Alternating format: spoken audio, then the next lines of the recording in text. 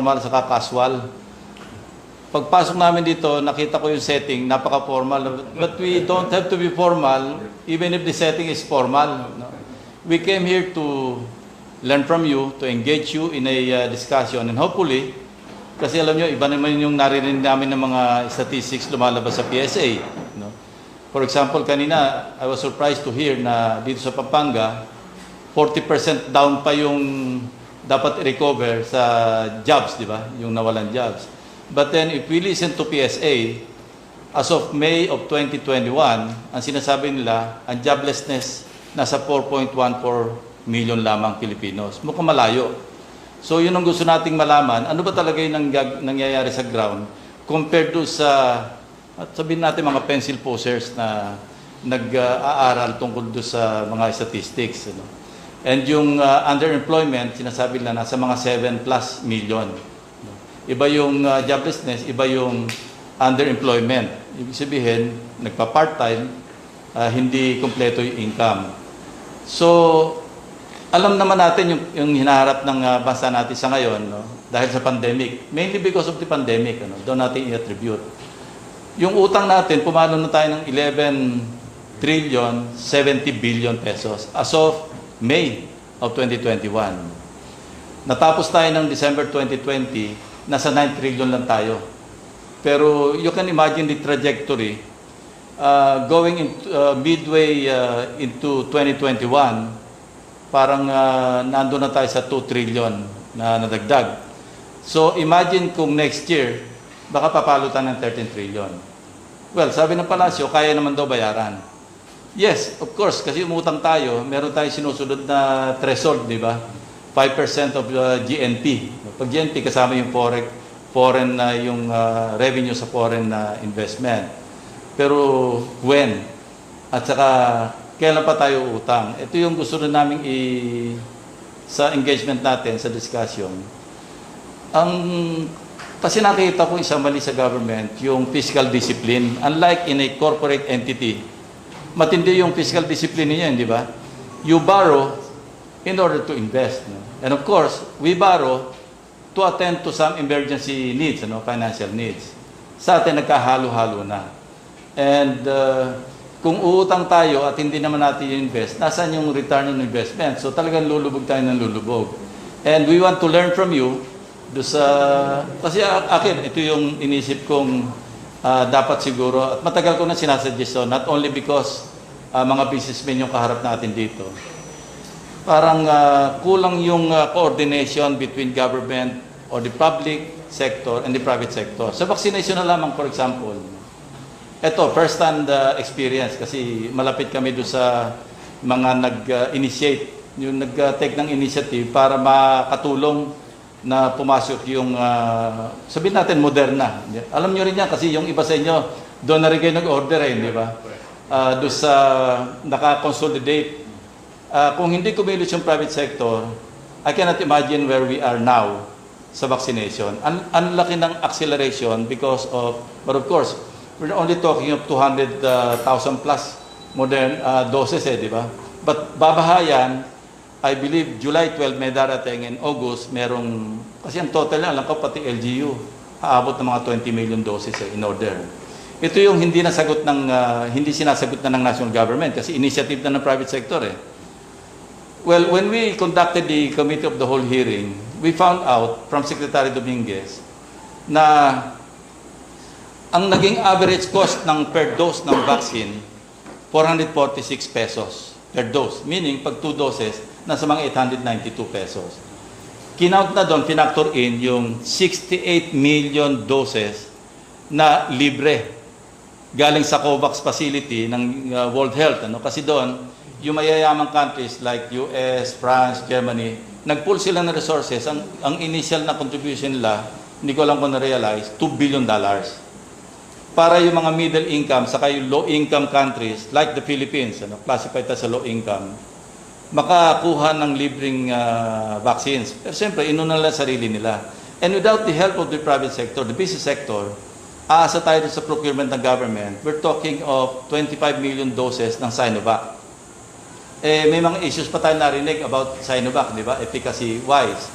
So mabuti na lamang pumasok yung private sector, kayo, kasi kayo yung nag-contribute para, and rightly so, because you also want to treat it as a wise investment, di ba? Kasi pag hindi nyo na-vaccinate yung mga employees ninyo, di ba sinasubsidize nyo rin yung hospitalization pag nagka-COVID. So it is good economics to invest now on vaccines instead of relying on government, tapos magkakasakit yung empleyado, tapos hindi makakabalik sa trabaho, ang magsasuffer business, di ba? So napaka-practical yung approach. Hindi lamang sa vaccination, kami lagi naming, kasi ito part ng consultation namin with different sectors in order to learn. Hindi naman yung kami yung magsasabi, ito yung dapat, yung dapat. I'd like to pick your brains also on the aspect of governance na why don't we treat government like we are treating a private corporation? Sabi nga kanina, yung fiscal discipline. Kanina na, didiscuss namin kagabi ni Senate President. Yung sa budget preparation, di ba pagka corporation, yung mga units ninyo, magsasabit ng budget recommendation, budget request. Pero, normally, start kayo sa zero, di ba? Hindi kayo nagbe-base do sa last year. Ano lang, maliit na factor, if at all. Ano? Pero talaga pinangawakan nyo, okay, zero, anong plano nyo for this year? Kasi siyempre, profit-oriented, investment, kailangan kung magbabudget tayo, yung manggagaling mismo doon sa nagre-request na unit ninyo within the corporation. Ang government, baliktad.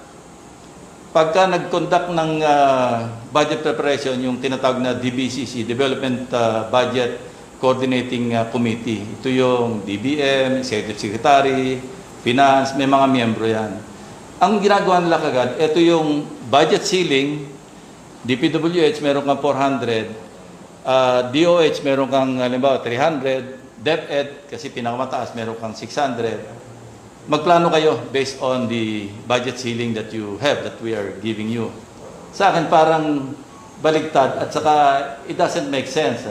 Pero since time immemorial, ganyan ang practice natin sa budget process. So, pag binigyan ko ng budget ceiling, ang tendency, ma-maximize ko. Otherwise, kung magre-recommend ako na hindi ako ubos sa ceiling, handun lang ang makukuha ko. Anong implication? Implication is, sige, sama mo na yan kasi para mapunuan natin yung 400 billion na binigay sa ating ceiling. Whereas, kung susundin natin yung private corporation na practice, di ba, zero tayo lahat, ano yung naiwanan nyo last year na kailangan nyo ituloy? Ano yung mga bagong projects na kailangan natin ponduhan? And then, it is subject to vetting ng board, di ba? Or whoever, kung sino yung dadaanan. So, ito yung gusto naming i-discuss sa inyo kung is it a sound concept in governance na ihalin tulad na lang natin sa pag-handle ng isang private. Yung Singapore, for example, ang Singapore is, is a big corporation actually. Pag sinabi natin corporation, hindi naman ito profit-oriented, kundi yung investment babalik in terms of in the form of social services, public service, di ba? Instead na yung profit ilalagay sa bangko, wala naman telecom dito, no? Ito telecom, yung sa toll regulatory. Ito lang, napakasimple. Di ba tayo naglo-load? Maski bababa yung ating balance, naglo-load kagad tayo minsan. Dahil mainipin tayo, tapos may charge yung paglo-load na 10 pesos. Todo ko na ito, 20,000 na ilalagay ko.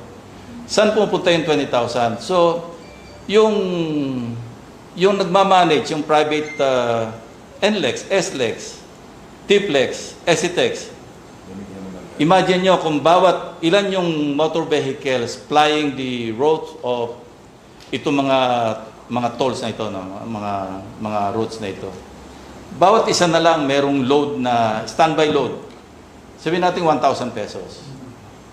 Sa ibang bansa, alam nyo sa, I think, Thailand or Malaysia, alam nyo, obligado yung toll managers to deposit the load, saka yung reload, in a government bank. Parang kikita ng cost of money government bank, so government. Pero dito, pag nag-load ka private, that's actually a big financing entity, in a manner of speaking, because may load ka ngayong halimbawa 1 billion pesos at any one time. Pwedeng gamitin, kayo mga businessman pwede nyo gamitin yan, di ba? Para reinvest, kikita pa rin ang pera. Sometimes, ang investment is through bonds or kung ano, whatever, yung talagang yung blue chips. So maraming mga pwedeng pag-aralan, and we want to learn from you on all this on these things. No? Konti lang yan sa mga gusto namin itanong sa inyo, just to get from you yung inyong ideas or yung knowledge nyo, because hindi naman matatawaran yan, tatagal yun na rin sa business. Hindi naman maging successful, for example, yung McKinney, hindi lalaki ng ganon, kung hindi sound yung kanilang yung decision, di ba? Decision making or yung pag-manage ng kanilang corporation. So, ayoko ng pakabaan, yun lang muna yung aking ma-contribute para lang, just to set the tone kung na yung pag-uusapan natin. Thank you. Gusto naman yung mag-suggest doon sa sinabi ni Senator Ping o pag-iban muna natin si Senator Tito. Oh, Sen? yes, sir. Yeah, thank you. Yes, I'll try to be brief and perhaps an open forum would be more practical. Yeah. Because this is a Luzon consultative journey that we started today. So we would like to actually listen, then perhaps give you some points also as far as our perspective is concerned. Okay, so thank you very much for this opportunity. Of course, Rene and all our guests and friends. I am your current Senate President. They call me the Jurassic Senator because I have been there since 1992. I'm the only one who has left in the Senate since the 9th Congress, 1992. But I'm very proud to say that my mother is from Nueva Ecija, my father is from Cebu, but my heart was captured by Pampanga. Yes.